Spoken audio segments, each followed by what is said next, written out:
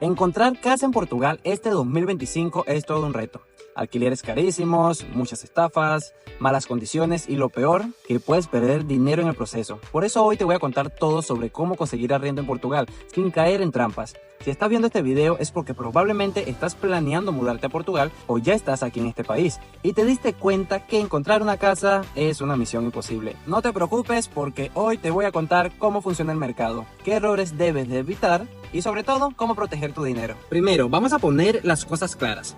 El mercado del alquiler en Portugal 2025 está complicado. No es imposible conseguir vivienda, pero definitivamente no es tan fácil como lo era antes, sobre todo si eres migrante y estás llegando sin un historial en el país, ya que muchos de estos lugares te piden obtener IRS, 3 últimos vencimientos de tu último trabajo, un contrato de trabajo actual, así que no es tan fácil como todos piensan. En los últimos años, Portugal se volvió un destino popular para turistas, nómadas digitales y jubilados extranjeros. Esto ha generado una gran, pero alta demanda y ha empujado a los precios que vayan hacia arriba en aumento, especialmente en Lisboa y en Porto, costeras como Cascais, Lagos y Faro. A muchos propietarios ya no les interesa alquilar a largo plazo, sino por Airbnb, ya que eso se debe al turismo y ellos ganan más con eso.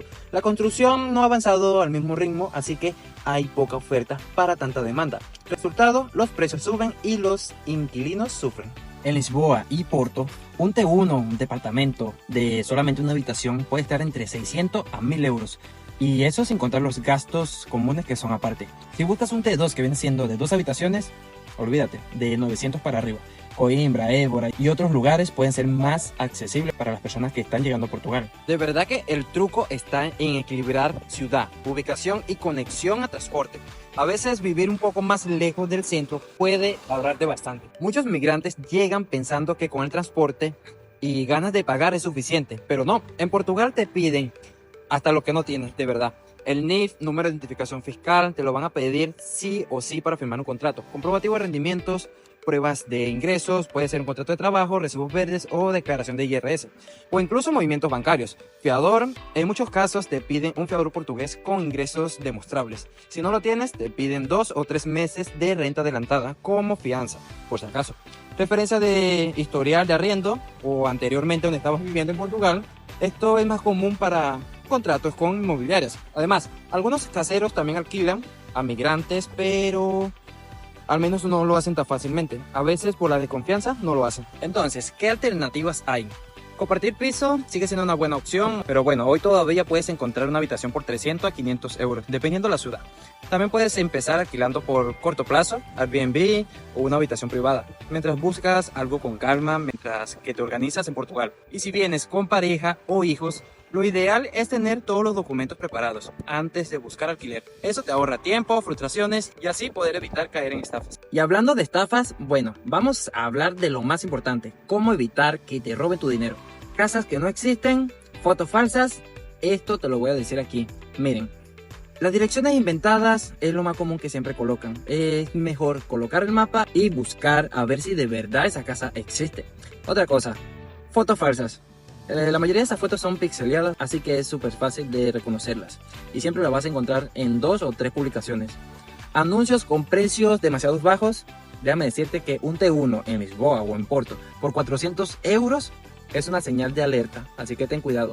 Pedir dinero antes de mostrar la casa. Esa es otra que la utiliza todo el mundo. Pedir el dinero y después cuando tú vas a mudarte sencillamente no te vas a mudar a ningún lado porque la casa no existe. Nunca pagues sin ver la vivienda y sin firmar un contrato. De verdad te lo digo, ten ojo en esto. Porque hay falsos propietarios y te hacen pagar y luego se desaparecen. Ahora, otra cosa que puedes hacer es esto. ¿Cómo protegerte? Siempre visita los inmuebles en persona. Verifica la identidad del que te la está alquilando. Pide un contrato por escrito, porque aquí en Portugal todo es legal. O es o no es. Así que pide tu contrato por escrito. Si la oferta parece demasiado buena, probablemente sea falsa. Ya te lo digo. Yo recuerdo hace tiempo cuando llegué a Portugal, cuando me iban a alquilar un cuarto en un departamento. Me dijeron, tienes que pagar 500, más 500, más 500, o sea, 1500.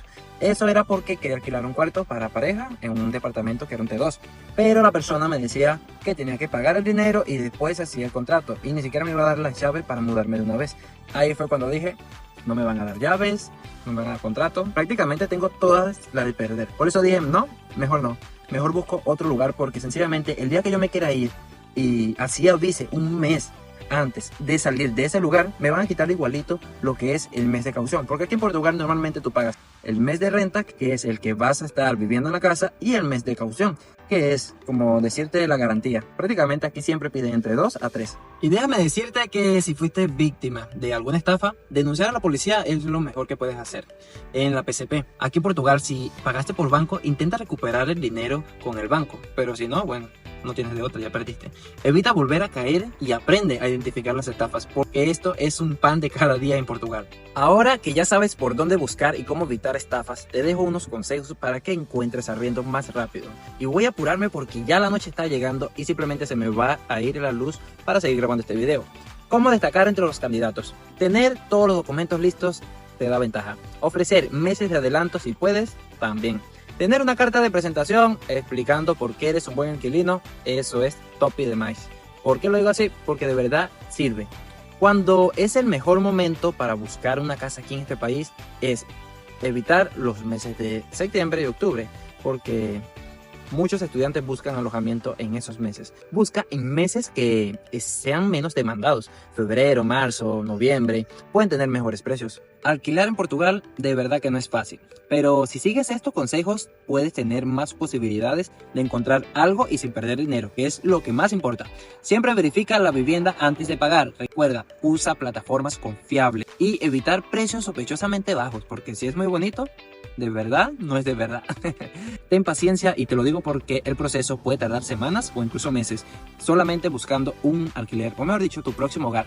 Y si ya alquilaste, cuéntame en los comentarios cómo fue tu experiencia. Yo soy Jess y por aquí te voy a dejar algunos videos que te pueden interesar de mi canal. Chao, chao.